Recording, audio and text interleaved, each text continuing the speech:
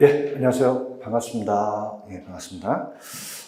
저는 좀 이렇게 강의 자체가 이제 약간 아까도 말씀드렸지만은, 기본서가 2022년 나온 건데, 이게 왜냐면 이제 그 기본서가 잘 안 바뀌어요. 그래서 기본서는 이제 틀로 가서 이제 하나의 이제 우리가 좀 내용을 보는 건 어차피 2차 과목에 또 감정평가 이론이 있거든요. 그래서 한번 쭉 읽어보시는 것도 괜찮습니다. 우리가 보고, 그 다음에 이제 가장 중요한 거는 지금 받으신 요 핵심 요약이에요. 그죠? 이게. 그래서 이제, 요게 이제 조금 업그레이드를 시키려다가 이제 기출문제도 있고 해서 이렇게 하고, 올해 이제 파트는 이 요약, 핵심 요약이 끝나면은, 요거 이제 그러니까 같이 보는 게 거의 필수서로, 우리 이제 제가 타 학원에서 이제 방문각이라는 데서 공인중개사를 강의하고 있거든요. 근데 이제 거의 트렌드가 이제 요즘은 필수서로 나가는 게 트렌드예요. 그죠? 왜냐면 우리가 1차 과목이 공인중개사도, 학개론이라는 게 있는데, 거의 이제 시험에 나오는 데가 정해졌기 때문에 트렌드가 이쪽으로 흐르고 있습니다. 지금. 그래서 기본서는 그냥 참고적으로 그냥 그 읽은 식으로 하고요. 약간 여기가 좀 난이도가 높은 데는 좀 제가 기본서를 다뤄드리는데 거의 필수서로 하시면 돼요. 필수서, 그러니까 요약서인데 이 요약서로서 거의 뭐 합격을 다 하시더라고요. 그러니까 근데 이제 1차 과목의 원로는 어차피 점수를 따는 부분이니까 일단 단기간에 점수를 올려야 되잖아요. 그렇게 암기 기법이라는 게 있으니까 같이 따라오시면 되고요. 그 다음에 기출문제 오늘 받으신 거는 저번에 한번 나눠드리긴 했는데, 이게 제가 회차별로 좀 나눠봤어요. 회차별로. 그죠? 회차별로 나눴으니까 저번에 이제 드린 거는 그냥 순서 없이 갔거든요.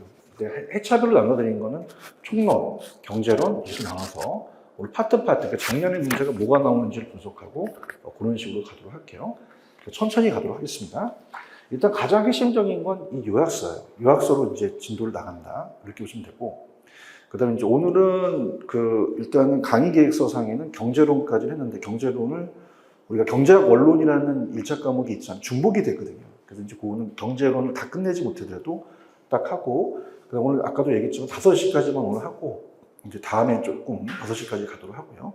근데 이제 온라인으로 들으신 분들은 괜찮긴 하지만, 오프라인으로 좀 제가 권장한 게, 오프라인은 이제 제가 오시게 되면 궁금증이나 이런 것들을 1대1로, 그건 강의 시간에 못하는 거잖아요. 쉬는 시간에 할 거니까 온라인을 들으시는 분들도 많이 좀 오프라인에 참여하셔라. 이렇게 좀 말씀드리고 싶어요. 그래서 요즘은 1대1로 좀 이렇게 강의를 해드리는 게 지금 저희 취지거든요. 그래서 그렇게 가니까 꼭 참여를 하시는 게 좋습니다. 오프라인. 그래서 일단은 제 요약서를 가시게 되면은, 볼게요. 요약서를 보시게 되면은, 들어가겠습니다. 일단 천천히, 오늘 오리엔테이션이니까, 자, 이렇게 가면은 넘겨보세요. 넘기시면은, 자, 이런 식으로 제 강의에 대한 요약을 해놨어요. 그죠? 이렇게 해서 이제 목차가 테마입니다. 테마별로 얘가 시험에 나오는 목차예요. 그러니까 예를 들어서, 부동산학의 개요는 거의 출제된다면은 부동산업에서 한번 떴거든요.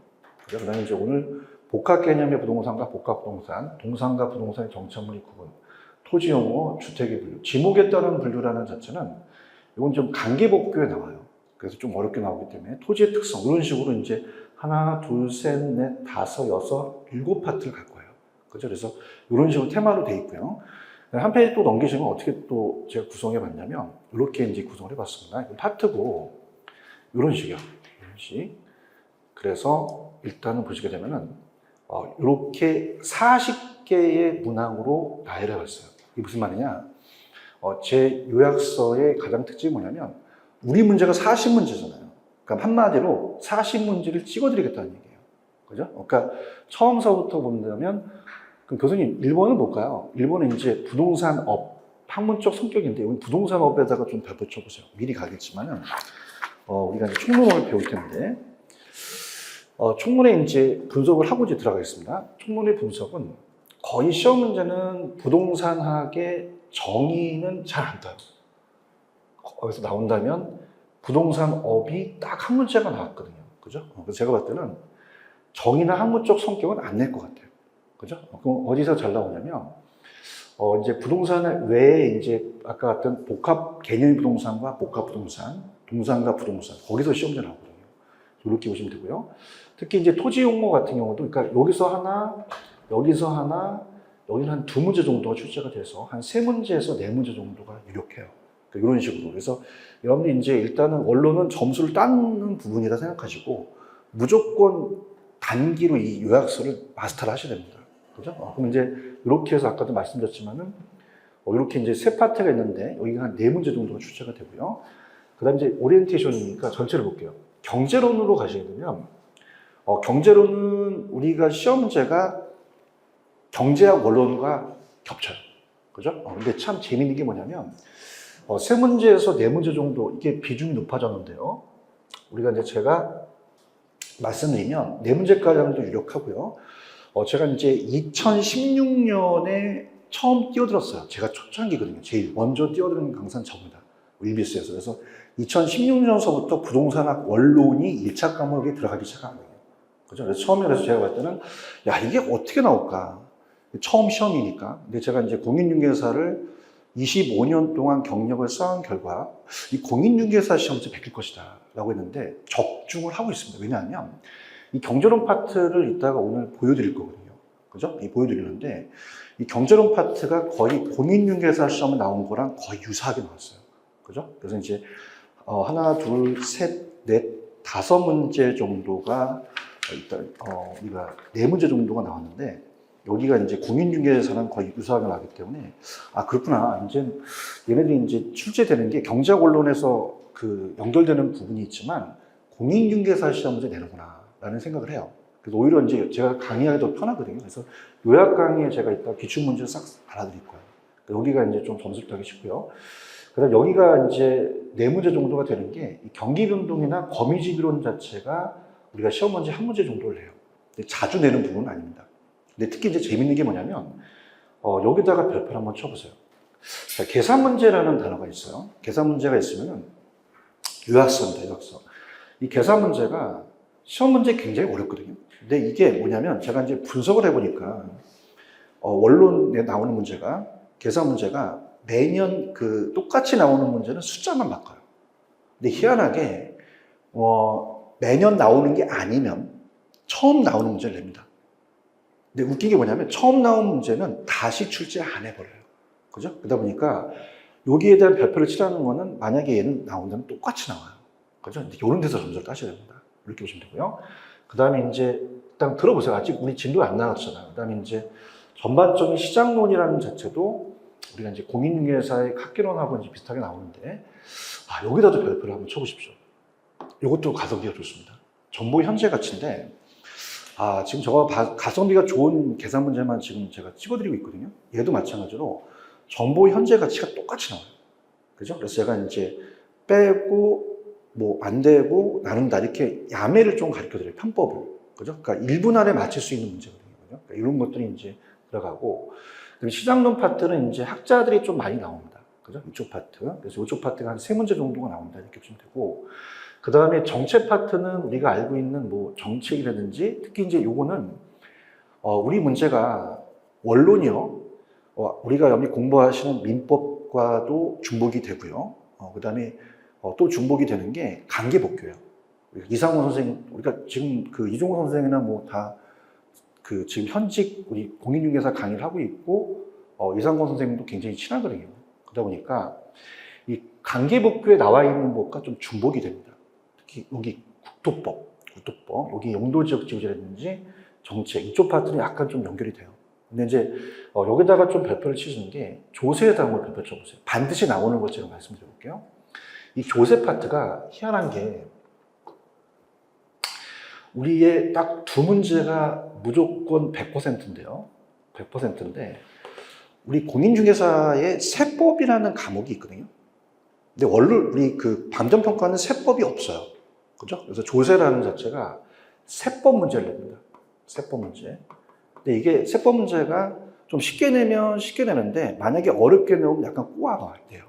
그래서 이제 이런 것들은 제가 이제 특강 자료나 작년에서 이제 2문제에서 3문제 정도 적중이 됐거든요. 이렇게 보시고요.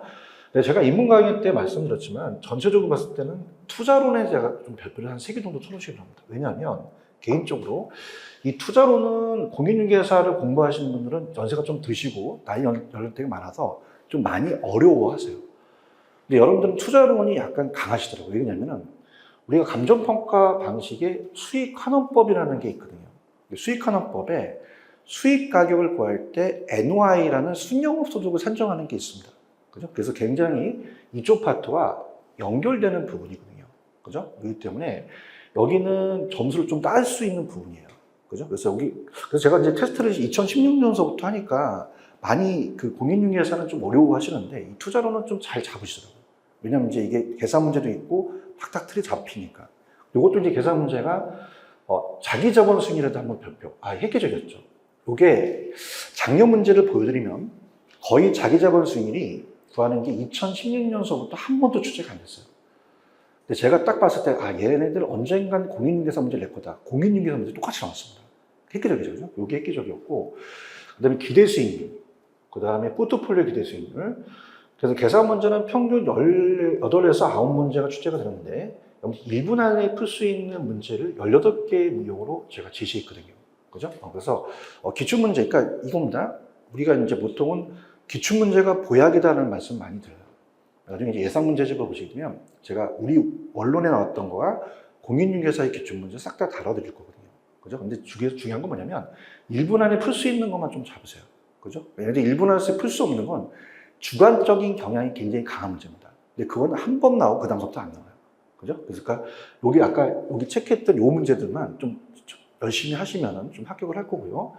그 다음에 이제 금융 파트는 좀 여러분들이 좀 약하신 게 뭐냐면 이 금융 파트는 이제 투자로는 제일 중요하다는 말씀드립니다. 여기 계산 문제는 뭐 제가 다 해놨으니까 하나씩 말씀드리기 좀 그래요. 왜냐면 아직 이론은 안 나갔으니까. 금융 파트는 5문제 정도가 나오는데 여기는 조금 약한 게 왜냐면 제가 이제 공인중개사는 연령대가 저 나이 또래나 아니면 연령이 좀 있으신 분들은 집을 사고 팔고 대출도 많이 받아보고 그러거든요. 근데 여러분들 이제 약간 우리 언론은 젊은 층이 좀 많으세요. 그러다 보니까 이 금융이 자금을 융통해서 은행이 나오고 대출 받거나 뭐 이런 거거든요. 여기를 조금 좀 어려워하시긴 합니다. 그죠? 근데 금융 파트는 그래도 여기는 이제 연결되는 부분이 딱딱 끊어지거든요. 그러니까 여기도 이제 계산 문제 정도가 이제 여기 원리금 상환 여기다 별표. 이것도 거의 출제되는 가능성이 한 100%거든요. 이런 것들. 그래서 내용적인 면은 아직은 잘 모르세요. 왜냐면 제가 얘기해봤자 그냥 금융 파트가 있다. 그냥 그렇게 보시는데 금융은 이제 대출 받거나 막 이런 거기 때문에 약간 조금 연단지 좀 부담감이 있고요. 그 다음에 이제 개발론 관리론인데, 우리가 별표를 쳐놓으실 게, 여기다가 별표를 한번 쳐보세요. 100%입니다, 100%. 100%라는 게, 권리분석 2문제, 100%. 그 다음에 중개에 2문제가 나와요. 근데 이거는 뭐냐면, 아까 세법 2개, 중개사 2개, 권리분석 2개는 매년 출제가 됩니다. 그죠? 그러니까 이거예요. 그러니까 저도 이제 박사위가 있어서 출제원 자격이 있거든요. 그러다 보니까 출제 문서를 부족하면은 세법 2개랑 중개사 2개, 권리분석 2개는 계속 출제를 냈기 때문에 출제원 입장에서는 이건 반드시 내야 되구나라는 법은 가요. 그러니까 권리분석은 이제 약간 권리분석 자체는 이제 민법과도 좀 관리되면서 권리분석도 시험에 나온 데가 딱 정해져 있거든요. 2문제고 중개사법이 좀 많이 더 어렵습니다. 우리가 공인중개사에 중개사법이 2차 과목이 있거든요. 근데 얘가 쉽게 나오니까 올해 2문제 중에서 제가 1문제가 적중한 게 중개계약이라는 게 있어요. 그런 것들은 여러분들이, 그러니까 제가 기출문제, 요약서에 나와 있는 게 다 기출이거든요. 그 기출 깨뜨고 있어야 됩니다. 근데 얘네들이, 요거는 범위가 넓어질 수도 있어요. 범위가 넓어진다는 거는 우리 공인중개사법에 공인중개사 나와 있는 공인중개사법을 좀 넓게 낼 수가 있거든요. 여기는 쉽게 나오면 쉽게 나오는데 어렵게 나오면 또 어렵게 나와요. 그죠? 이건 좀 감안하시는데, 세법 2개, 권리분석 2개, 중개사는 제가 봤을 때는 거의 100%입니다. 출제가. 그래서 거기는 100%라는 거 머릿속에 두시고, 그다음에 간평이 여러분한테는 이제 공부하기 쉽죠. 그죠? 그래서 그 간평은 평균 잡아서는 이제, 간평은 좀 깊게 들어가겠습니다. 어차피 또 공부를 하시니까. 간평은 셋, 둘, 하나, 6문제가 평균 잡아요. 근데 이제 얘가 10문제가량 출제될 가능성이 높습니다. 왜냐면 어차피 우리가 이제 원론이라는 게 감정평가 시험이잖아요. 그러다 보니까 들어가는데, 일단은 여러분들이 이제 요거는 깊게 들어갈게요. 아는 부분이니까. 여기다가 별표 쳐보세요. 감칙이에요, 감칙. 감정평가에 관한 규칙. 그죠? 감칙. 여기는 100%입니다. 100%. 100%라는 거는 2문제가 무조건 떠요. 그러니까 여기에 조만 나오는 게 아니라 감정평가에 관한 규칙이 나와 있는 건 무조건 됩니다. 2문제가 항상이에요. 규칙은 꼭 잡으세요. 규칙이 3문제까지 나올 수도 있거든요. 감정평가에 관한 규칙. 이거 잡고요. 그 다음에 이제 가격제 원칙은 거의 출제가 가끔가다 나오는데, 일단 요거는 작년에 이제 가격제 원칙이 제가 균형과 적합이 틀린 집은 나올 것이다. 나왔어요. 나왔고, 지역분석, 개분석 나왔거든요. 이렇게 따기 쉽고요. 그 다음에 이제 이 3방식, 세 개 방식이죠. 원가 수익 비교의 계산 문제가 반드시 듭니다. 100%예요. 100%. 그래서 이제 이 계산 문제를 본다면 딱 정해져 있어요. 그러니까 좀 어렵게 뜨면 얘들이 어렵게 뜨는데 원가법에서는 정해법을 내고요. 그 다음에 이제 비교 방식에서는 거래사례 비교법과 공시지가 기준법을 내요. 기출 문제는 거의 똑같이 냅니다. 내는데 얘네들이 가끔 가다가 문제를 이제 수익환원법에서 어렵게 낼 가능성이 크거든요. 수익환원법은 이제 수익 가격을 구하는데 뭐 환원이율을 구한다 이렇게 해서 여기는 100%이기 때문에 문제가 한 2문제에서 3문제가 뜨고요. 가격 공시 제도는 처음에 이렇게 생각했죠. 이게 부동산 관계복교 나오는 파트거든요. 그래서 이제 이걸 낼까 했는데 여기 이제 한 2, 3년에 한 번씩 출제가 한 문제 내더라고요. 여기도 중요성이 있습니다. 그죠? 이렇게 해서 보시면은 그렇구나. 이런 파트를 이제 보시고 세부적인 내용은 제가 안 들어갔어요. 왜냐면 이번 전환 처음이니까 내용을 모르시잖아요. 그죠? 이렇게 보시고요. 그다음에 작년에 이제 테스트를 해본다면 작년 문제 이제 제가 오리엔트 요약학 그 입문과정 때는데 여기다가 이제 제가 체크를 해놨죠. 그래서 이건 이제 강의한 거 그대로 놓은 거거든요. 그러니까 35회 때, 그러니까 우리가 34회 때 아까 얘기했듯이 하나, 둘, 셋, 넷, 다섯, 여섯, 일곱, 여덟 파트입니다. 그죠? 그래서 이제 보통은 제가 한 파트씩 가려고 하다가 우리가 이제 이종호 교수님도 저도 이제 같은 그 언론 강의하시는 분인데 총론을 잡으셨다고. 저는 왜 잡았냐면 경제론 파트가 우리 1차 과목에 경제학 언론이 있거든요. 파트가 좀 중복이 됩니다. 그래서 경제론은 충분히 이해하실 것 같아서 오늘 경제론 나갈 거거든요. 그래서 이제 총론은 오늘 나갈 파트가 2가지인데요. 2파트인데, 총론은 평균이 4문제인데 5문제가량 출제가 될 수가 있어요. 그죠? 근데 이제 작년에는 4문제가 나왔다. 그럼 올해도 한 4문제 정도는 예측을 합니다. 이렇게 보시고요. 자, 경제론 파트가 아까 우리 경제학 언론하고 중복이 된다 그랬잖아요.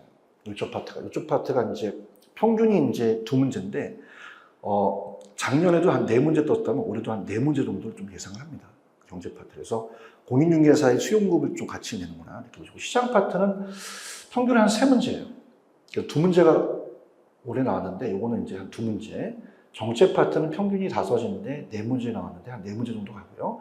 투자론 파트가 문제 비중이 높죠. 8문제가량 출제가 됐어요. 요건 이제 평균은 6인데 작년에 5. 그래서 올해도 한 5, 6 정도가 나올 수 있고요. 금융론도 한 8문제까지 나온 적도 있습니다. 근데 평균은 5인데 작년에 4개. 그래서 올해도 한 4, 5개. 개발 파트는 범위가 많기 때문에 문제 비중이 높거든요. 10문제 정도인데 평균 잡아서 한 8문제인데 작년에 7문제 냈고요. 자, 감정평가에다가 배포를 한번 쳐보세요. 10문제입니다. 10문제. 그러니까 마장 매시멈이 10문제인데 작년에도 10문제가 떴거든요. 그죠? 그래서 감정평가 파트는 좀 많이 내는 취지입니다. 40문제에서 10문제 냈다는 건 굉장하거든요. 그죠? 우리 이제 감정평가 사회 언론이다 보니까 그렇게 된다. 그래서 이거는 뭐 예전에 제가 강의 시간에 말씀드린 겁니다. 이렇게 해서 보시면 되고 본격적으로 강의로 들어갈게요. 그래서 강의는 제가 말씀드렸지만 요약서 위주로 갑니다. 그 다음에 이제 제가 2022년 기본서는 왜 제가 개정을 안 했냐면, 원론은 거의 안 바뀌어요. 안 바뀌고, 이 책을 뭐 일단 계속 바꾼다는 것보다, 이 기본서 자체는 우리가 이제 요약서를 보고 한 번 좀 이렇게 쫙 읽어보는 스타일로 가시는 게 좋아요. 왜냐면 제가 2차 과목이 감정평가 이론이 있잖아요. 그러다 보니까 그런 데 사용하라. 그리고 특히 이제 제가 약간 넓히는 부분이 있거든요. 얘네들이. 그 부분 약간 언론에 대한 기본서를 약간 좀 보여드리도록 하겠습니다. 근데 가장 강의 중요한 거는 요약서 위주로 가라. 아까 잠깐 제가 쉬는 시간에 말씀드렸지만 지금 트렌드가 이 요약서로 가고 있어요. 트렌드가. 지금 제가 이제 방문가기 공인중개사를 25년 했는데 옛날에 선배들은 기본서로 많이 갔거든요. 기본서가 너무 두껍단 말이죠. 그러니까 우리가 원하는 거는 빨리 공부하고 빨리 마치는